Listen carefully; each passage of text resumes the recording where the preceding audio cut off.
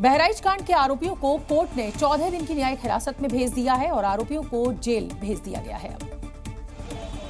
Encounter में घायल हुए सरफराज और तालिब भारी पुलिस सुरक्षा के बीच लंगड़ाते हुए जेल में दाखिल हुए। साथ ही जिला जेल के बाहर कड़ी सुरक्षा तैनात कर दी गई। इधर हिंसा में मारे गए रामगोपाल के परिवार वाले पुलिस कार्रवाई से संतुष्ट नहीं हैं। साहब, जो कार्रवाई भई थी हमका संतुष्टि नहीं है। अगर हमारी सुनवाई न हुई तो हम लोग आत्मदाह कर लेंगे। दरअसल पुलिस ने कल हिंसा के मास्टरमाइंड समेत 5 लोगों को गिरफ्तार किया था। इस दौरान हुए एनकाउंटर में सरफराज और तालिब को पैर में गोली लगी थी, जिसमें वो घायल हो गए थे। इधर बहराइच हिंसा पर सियासत भी जारी है। आरोपियों के एनकाउंटर को लेकर विपक्ष लगातार सवाल खड़े कर रहा है और कांग्रेस, समाजवादी पार्टी समेत तमाम पार्टियों ने इस मुद्दे पर सरकार को घेरा। तो वहीं AIMIM चीफ असदुद्दीन ओवैसी ने भी यूपी सरकार को सख्त हिदायत दी। आप उत्तर प्रदेश को चलाइए संविधान से, रूल ऑफ लॉ से चलाइए, रूल बाय गन से मत चलाइए, क्योंकि एक बार अगर कोई गलत चीज का आप आगाज कर देंगे तो वो गलती चलते रहेगी। एनकाउंटर नहीं हो रही है, ये हत्या हो रही है और ये पूरी जनता देख रही है। इधर विपक्ष के सवालों पर बीजेपी ने पलटवार किया। बीजेपी नेता और केंद्रीय मंत्री गिरिराज सिंह ने विपक्ष के आरोपों को हिंदू विरोधी बताया। जब बहराइच की घटना हुई, एक शब्द नहीं अखिलेश यादव के जुबान से खुला, केवल मुस्लिम वोट के लिए। उनका तो DNA में ही हिंदू विरोधी है। उत्तर प्रदेश के बहराइच में शोभा यात्रा के दौरान हुई हिंसा पर स्वामी प्रसाद मौर्य ने बड़ा बयान दिया और इसके लिए उन्होंने डीजे को जिम्मेदार ठहराया। राष्ट्रीय शोषित समाज पार्टी के अध्यक्ष स्वामी प्रसाद मौर्य ने कहा कि सांप्रदायिक सौहार्द बिगाड़ने में डीजे का बड़ा हाथ है और उन्होंने सीएम योगी से इस पर बैन लगाने की मांग की। सांप्रदायिक सौहार्द बिगड़ रहा है, इसके पीछे बहुत कुछ डीजे का भी हाथ है। क्योंकि जब डीजे बजता है तो लोग उसमें ऐसे नफरत भरी गीत और गाने गाते हैं जिससे सांप्रदायिक सौहार्द बिगड़ता है। दरअसल बहराइच में भी शोभा यात्रा के दौरान डीजे पर अश्लील और भड़काऊ गाने बजाने का आरोप लगा था। इसके बाद प्रदेश में कई और जगह डीजे को लेकर सवाल उठाए गए थे।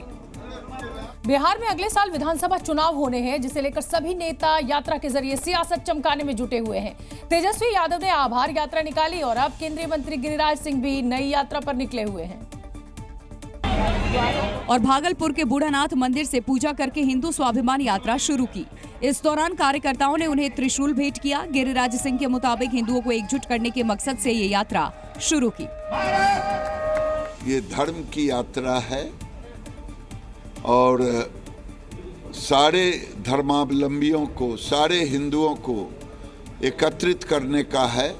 सुरक्षित रहोगे, संगठित रहोगे, सुरक्षित रहो। गिरिराज सिंह की इस यात्रा से बिहार के सीमांचल में सियासी घमासान मचा हुआ है और विपक्ष यात्रा पर सवाल उठा रही है।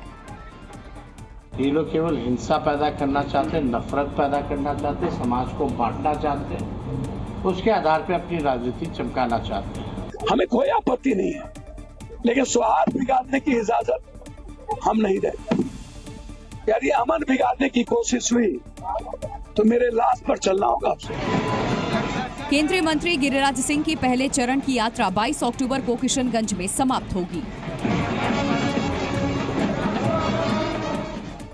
महाराष्ट्र के दौरे पर गए समाजवादी पार्टी के अध्यक्ष अखिलेश यादव ने एक तीर से 2 निशाने साधने की कोशिश की है। अखिलेश यादव ने अपने महाराष्ट्र दौरे की शुरुआत असदुद्दीन ओवैसी के गढ़ माने जाने वाले मालेगांव से की है, जो मुस्लिम बाहुल्य क्षेत्र है। अखिलेश यादव की नजर वहां की मुस्लिम आबादी पर तो है ही, साथ ही इसके जरिए वो उत्तर प्रदेश के मुस्लिमों को भी साधने की कोशिश करेंगे। लेकिन अखिलेश यादव के यूपी के मिल्कीपुर को छोड़कर महाराष्ट्र के मालेगांव जाने पर सियासत भी शुरू हो गई है। आ रहे अपनी पार्टी के लिए, मगर मेरा जहाँ तक ख्याल है, मैं तो समझ रहा हूँ कि महाविकास आघाड़ी का वो हिस्सा है। तो क्या ये महाविकास आघाड़ी साथ में लड़ रही है, नहीं लड़ रही है, तो हमको पता नहीं है। इस बीच यूपी के मिल्कीपुर विधानसभा सीट को लेकर सियासत भी गर्मा गई। कोर्ट में याचिका दायर करने वाले गोरखनाथ ने समाजवादी पार्टी के सांसद अवधेश प्रसाद पर गंभीर आरोप लगाए। जैसे हमारा नंबर आया, मेरे अधिवक्तागण जैसे पहुंचे बहस करने के, अपनी बात रखने के लिए, तब तक मैंने देखा 1 दर्जन वकील समाजवादी द्वारा, अवधेश जी द्वारा भेज दिया गया और इस बात पे बहस होने लगी कि याचिका आप पैसे वापस नहीं ले सकते। मुख्यमंत्री जी अयोध्या में कई बार गए और कई बार उन्होंने इंटरनल सर्वे कराया अपने जाने के बाद भी इंटरनल सर्वे कराया, उसमें उन्हें लगा कि वो हार रहे हैं, इसीलिए जानबूझ करके वहाँ का चुनाव नहीं होने दे रहे। दरअसल अखिलेश यादव महाराष्ट्र में भी अपने पांव जमाने की कोशिश में हैं और उनका ये दौरा इसी नजरिए से देखा जा रहा है। हरियाणा में कांग्रेस की हार का असर अब महाराष्ट्र में भी दिखने लगा है। सीट शेयरिंग के मुद्दे पर उद्धव ठाकरे की शिवसेना और कांग्रेस में तनातनी बढ़ने लगी है और इंडिया गठबंधन में माइंड गेम भी शुरू हो चुका है। क्योंकि ओवर कॉन्फिडेंस की वजह से हरियाणा विधानसभा चुनाव में हारी कांग्रेस बैकफुट पर आ चुकी है। सहयोगी दल प्रेशर बना रहे हैं, ज्यादा से ज्यादा सीट की डिमांड कर रहे हैं। ऐसे में इंडिया गठबंधन में सीटों का पेच फंस चुका है। उद्धव की शिवसेना सीटों की लंबी लिस्ट फाइनल कर चुकी है। अखिलेश यादव ने भी 12 सीटों की डिमांड रख दी, जिससे महाराष्ट्र कांग्रेस में उलझनें बढ़ गईं। इसका असर ये हुआ कि संजय राउत ने कांग्रेस को साफ कर दिया, ये दिल्ली अब नहीं चलने वाला, फैसला लेना है तो जल्दी लो। तो महाराष्ट्र के नेता है वो निर्णय लेने में सक्षम नहीं है, ऐसा मुझे लगता है कि बार बार उनको दिल्ली में लिस्ट भेजनी पड़ती है, फिर चर्चा होती है। अब वो समय निकल चुका है। हर बार सीट बंटवारे में हर पार्टी की तरफ से इस तरह के माइंड गेम्स खेलते हुए देखा होगा। ये सब हमारे बीच में चलता है, लेकिन सब कुछ दुरुस्त है। सीट शेयरिंग बिल्कुल सही ट्रैक पर चल रही है। महाविकास आघाड़ी गठबंधन में शिवसेना, कांग्रेस और एनसीपी मिलकर चुनाव लड़ रही है, तो अखिलेश यादव भी लगे हाथ कांग्रेस के सामने डिमांड रख चुके हैं। इसके बाद इंडिया गठबंधन में तनातनी बढ़ चुकी है। हरियाणा में लगातार तीसरी बार बीजेपी की सरकार बनने का माला में जलेबियां बांटकर और पटाखे जलाकर जश्न मनाया गया। साथ ही जलेबियों का डिब्बा कांग्रेस नेता राहुल गांधी और भूपेंद्र सिंह हुड्डा को भी पार्सल करवाया गया, जिस पर लिखा हुआ था नायब, रस से भरी हरियाणा की जनता की फैक्ट्री की जलेबी। भारतीय जनता पार्टी। दरअसल प्रदेश में लगातार तीसरी बार सरकार बनने की खुशी में पूर्व राज्य मंत्री असीम गोयल ने एक कार्यक्रम रखा। कार्यक्रम के दौरान जलेबियां बांटी गई और जमकर पटाखे जलाए गए।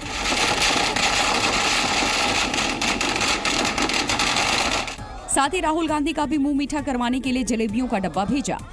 राहुल गांधी फैक्ट्री लगा के उनके पेट के ऊपर लात मारने लगे थे, उन लोगों ने राहुल गांधी की जलेबी बना दी, कांग्रेस की जलेबी बना दी। जलेबियों का ये मुद्दा हरियाणा विधानसभा चुनाव के दौरान हॉट टॉपिक रहा था, लेकिन कांग्रेस की हार के बाद से ही बीजेपी जलेबियों को लेकर राहुल गांधी पर तंज कस रही है। नशे के खिलाफ बागेश्वर धाम के पीठाधीश्वर धीरेन्द्र शास्त्री ने अनोखी मुहिम शुरू की। अपने गांव के आसपास के लोगों को नशा न करने की कसम दिलाई।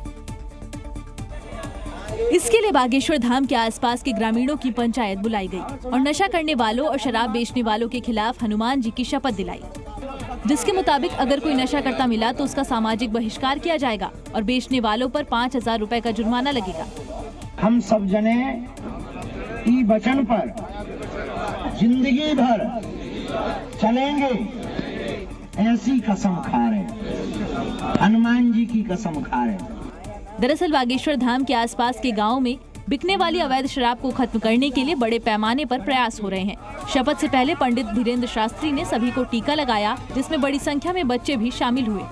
ग्राम में कोई भी मदिरा बेचेगा या पिएगा तो उसको आर्थिक दंड दिया जाएगा और समाज से उसे दूर रखा जाएगा।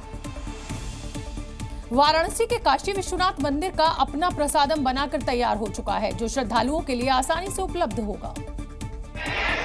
और विजयदशमी के दिन बाबा विश्वनाथ को मंदिर प्रबंधन ने प्रसादम चढ़ाकर मंदिर परिसर में लगे स्टॉल पर इसकी बिक्री शुरू की। दरअसल काशी विश्वनाथ न्यास ने 10 महीने पहले अपना प्रसादम बनाने का ऐलान किया था। इस पर काम शुरू हुआ और एक्सपर्ट की टीम ने शास्त्र के हिसाब से प्रसादम तैयार किया। इसके लिए पुराणों का अध्ययन किया गया, फिर चावल के आटे से प्रसादम बनाने का फैसला लिया गया। इसे बनाने की जिम्मेदारी अमूल कंपनी को मिली है, जिसे राष्ट्रीय और अंतर्राष्ट्रीय संस्था से मंजूरी भी मिल चुकी है। मुख्य रूप से चावल के आटे से प्रसाद बना है। साथ ही इसमें विशेषता ये रहेगी कि जो बेल भगवान पत्र को बिल्व पत्र अर्पित होते हैं, भगवान श्री काशी विश्वनाथ के अर्पित बिल्व पत्र को लेकर उनका चूर्ण बना के उसका मिश्रण इस प्रसाद में करवाया गया है। फिलहाल प्रसादम की बिक्री मंदिर परिसर में अमूल के स्टॉल पर ही होगी। बाद में इसे बिक्री के लिए बाहर भी अमूल के काउंटर पर करवाया जाएगा।